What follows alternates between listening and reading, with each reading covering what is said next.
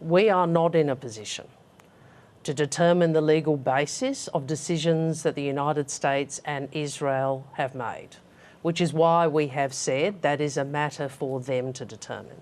But what we can do is make a judgment about what is in our national interests and how we best, what we support in order to keep Australians safe. So what we've said is we support action to prevent Iran from obtaining a nuclear weapon, and we support action to prevent Iran from continuing to threaten international peace and security. And I can go through in detail the reasons why we think Iran is a risk. They've sponsored terrorism in their region. They have killed countless people in their region with impunity. They have failed to comply with their obligations, their international obligations in relation to non-proliferation and safeguards. They have failed to allow the nuclear watchdog to be there.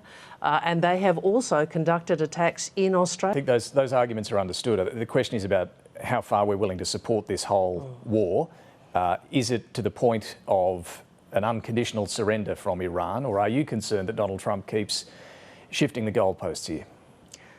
In these circumstances, it's best for us to always come back to what is our position, both as a matter of objectives and also as a matter of conduct, which is why we have also said, we are not engaged in offensive conduct, offensive action against Iran.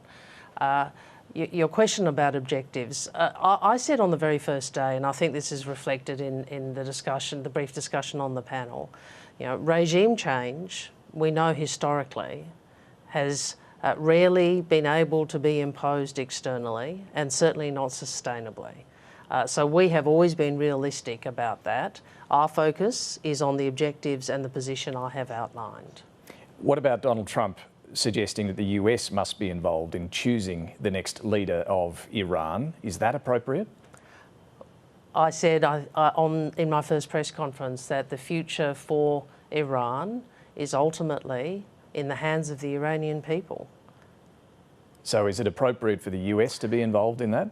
Well, the future for Iran and its governance ultimately is a decision for the Iranian people, and that's not just a values judgment, it's also a pragmatic judgment. Assistance to protect them against Iran's drone and missile attacks? Correct, and we will work through that in accordance with the position I have outlined, which is we are not participating in offensive action against Iran, and we've made clear we would not participate in any ground troop deployment into Iran. Okay, so this is interesting. Australia may play a role militarily in helping protect neighbouring Gulf countries from Iran's actions. We have been asked, and we will consider in accordance with those principles. What sort of support might that involve? I'm not going. Okay. We will, if a decision is made, I'm sure that we will be transparent with the Australian people.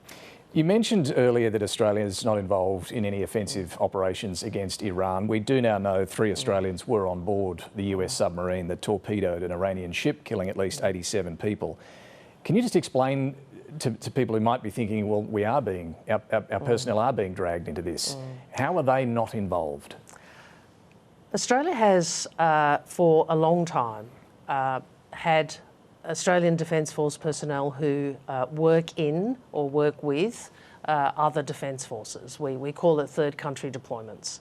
And whenever so this is not a new thing. There's obviously more focus on it because of the AUKUS agreement, but it is not new for Australian Defence personnel to be engaged in this way.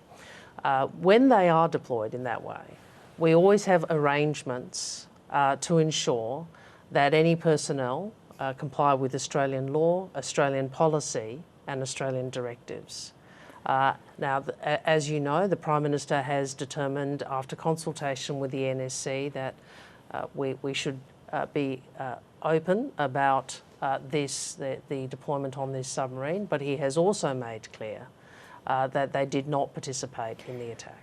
I appreciate some of these arrangements are long-standing, but the war with Iran is new. The sinking of a vessel like this hasn't happened since the Second World War. Is there any point at which Australia would say we do not want our personnel on board for these sorts of operations?